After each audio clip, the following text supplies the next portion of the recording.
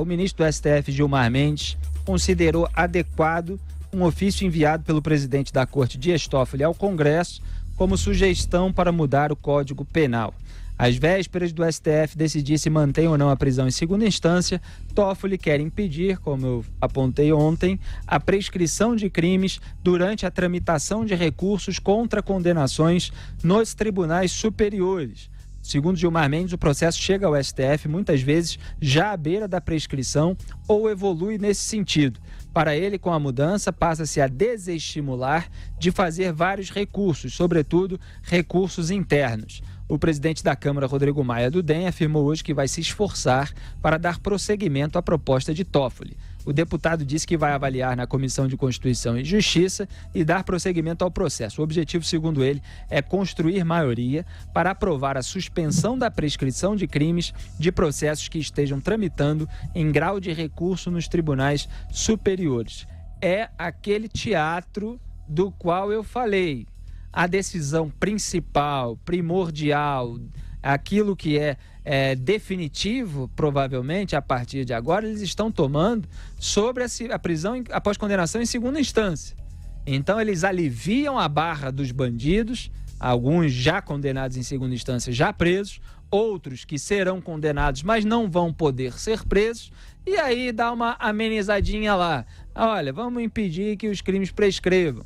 Então o sujeito vai lá, fica respondendo em liberdade até o trânsito em julgado, com todos os recursos possíveis dos advogados, todo aquele tempo de tramitação morosa dentro do Poder Judiciário brasileiro, mas os crimes não são prescritos. Isso também não quer dizer que o sujeito um dia vai ser punido, Augusto Nunes. Eu estava procurando aqui uma observação feita pelo juiz Bretas, se não me engano, eu vi por aí, que é o seguinte: só pode contar daqui para frente. A prescrição, exato. Eu falei no começo do programa. Isso aí, só cobre fatos que ocorrerem e tal. Então, é sempre o Supremo, depois de inaugurar aí um muquifo jurídico, eles procurando puxadinhos ali para amenizar o estrago que eles provocam. Agora é tarde.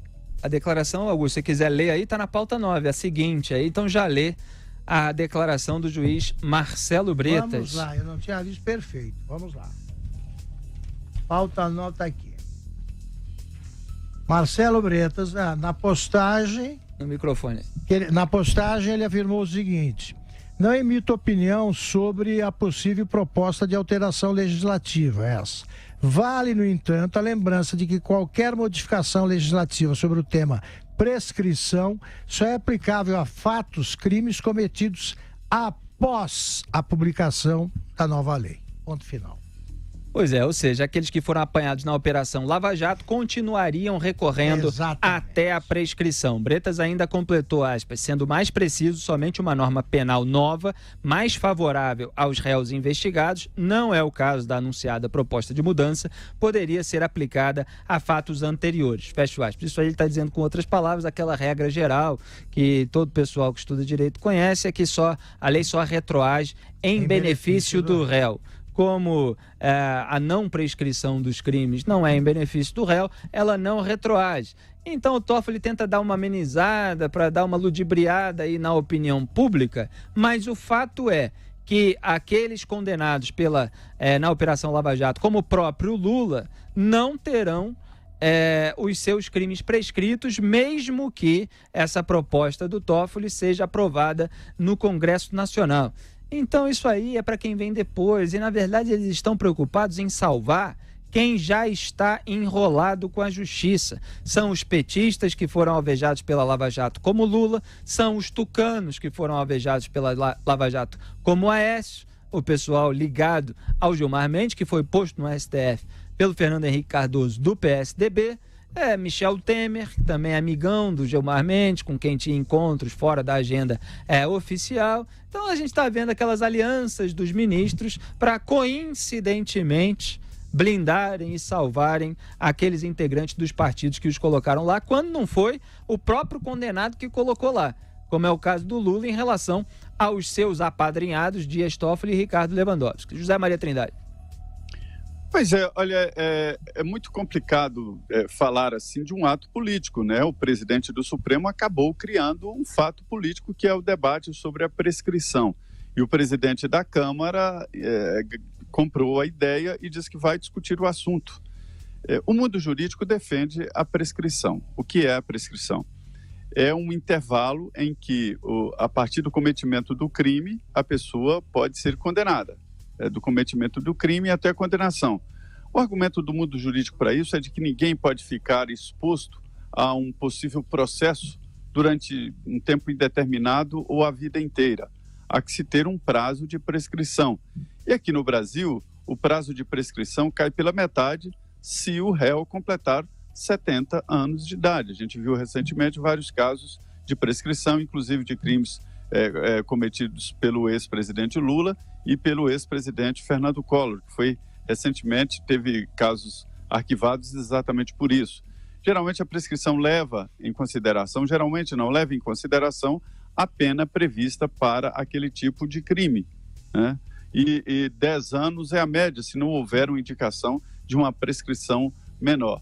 Então, a prescrição o mundo jurídico defende. Só que eu acho que não é possível você criar uma impunidade diante de uma prescrição, porque alguns advogados de defesa já criam uma tese de prescrição, ou seja, fica tentando atrapalhar, atrasar, como esse caso do ex-presidente Lula, anulando o julgamento que estava previsto para amanhã no TRF, né? Exatamente porque já garantiu a volta do processo à segunda instância, né? E quer atrasar, e aí ele já tem 70 anos, e aí o crime estaria prescrito, do caso do sítio de Atibaia, que já tem a condenação em primeira instância. Então eu vejo da seguinte forma: foi um ato político criado pelo presidente Toffoli, que evidentemente não será aplicado para os casos atuais, mas para os crimes que serão cometidos a partir de agora, e principalmente aí uma definição e uma conclusão da própria justiça de que a prescrição é um ato de defesa, ou seja, o Brasil cria a possibilidade de enrolar exatamente para prescrever. Isso não é defesa, isso não pode ser uma defesa. Olha que circula por aí com muito sucesso, né? Já faz tempo, o vídeo que mostra do Dias Toffoli modelo 2016, quando ele era favorável ao começo do cumprimento da pena. Exatamente, vídeo que eu publiquei naquela ocasião, que está repercutindo no baú até hoje. Aqui. Foi tirado aqui do baú. O começo do cumprimento da pena depois da condenação em segunda instância, em que ele diz isso, ele se gaba de ter tomado a decisão, uma decisão que manteve na prisão o ex-senador Luiz Estevão, na véspera da prescrição. Então, ele dizia, não pode, a prescrição livra todo mundo. Então ele dizia isso há 3 anos. O Toffoli modelo 19 consegue ser pior que o outro. Esse já esqueceu do caso Luiz Estevão e fica aí tentando improvisar puxadinhos no Congresso. Já que você citou aqui, eu relembro em detalhes, porque eu publiquei isso em 16 de outubro, não, aqui a data está errada. Depois eu encontro a data aqui que eu publiquei tempos atrás. Olha só, peraí, eu vou achar aqui o post original. Bom, muito bem, achei. 13 de abril de 2018, e esse vídeo voltou a circular recentemente aí nas redes sociais. Foi entrevista à repórter Luísa Musi, do portal O Tempo, publicada no YouTube em 28 de fevereiro de 2016, que o Dias Toffoli se disse desde sempre defensor da execução da pena antes de recursos à STJ e STF. Abro aspas para o Dias Toffoli. Eu sempre tive comigo que não era necessário aguardar o recurso especial junto ao Superior de Justiça, ele não completou, mas é o Superior Tribunal de Justiça, o STJ, nem o extraordinário junto ao Supremo Tribunal Federal. Fecho aspas. Então o Toffoli citava, como lembrou o Augusto, o caso do ex-senador cassado Luiz Estevão, que interpôs 36 recursos em 17 anos para alertar sobre a possibilidade de prescrição de crimes em razão de chicanas protelatórias, e ainda destacava que os tribunais superiores não julgavam se os crimes aconteceram ou não, se o réu era culpado ou não, mas apenas se o processo ocorreu dentro da legalidade. E em 5 de outubro de 2016, como eu tenho lembrado muitas vezes nesse programa, o STF autorizou a prisão em segunda instância, mas o Toffoli, contrariando a posição anunciada naquela entrevista de fevereiro do mesmo ano, votou contra o início da execução da pena. E aí eu sempre pergunto o que aconteceu de relevante, né? Relevante entre fevereiro e outubro para que o Toffoli mudasse o entendimento que ele sempre teve.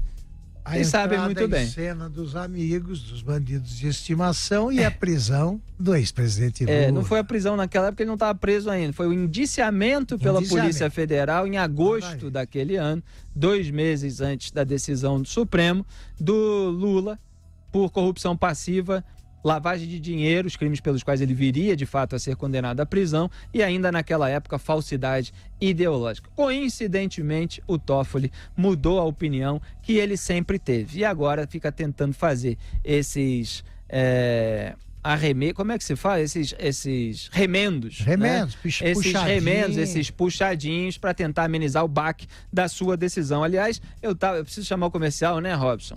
Mas eu estava aqui, Augusto Nunes, lendo um comentário do nosso compadre J.R. Guzzo no Twitter, em que ele disse assim: diante da divisão absoluta de posições quanto à prisão em segunda instância, a única atitude correta do STF seria suspender qualquer decisão sobre o tema e entregar tudo ao Congresso, a quem cabe fazer as leis neste país. Só ali a questão pode ser resolvida de uma vez por todas. O Mário Sabino ainda completou: todo o poder emana do povo e é a casa do povo, eleita pelo povo e sujeita à pressão legítima do povo, que deve decidir. O Toffoli, né, teria até uma atitude louvável, que a gente não espera dele, o julgamento empatado em 5-5, dizer: olha, realmente aqui dá sempre um placar muito apertado, é melhor deixar para o Congresso estabelecer em lei aquilo que ele acha necessário. Não pensa tanta sensateza que ele não tem nenhuma. Exatamente. É lógico que a gente não espera isso, a gente só diz como de repente as coisas poderiam funcionar melhor.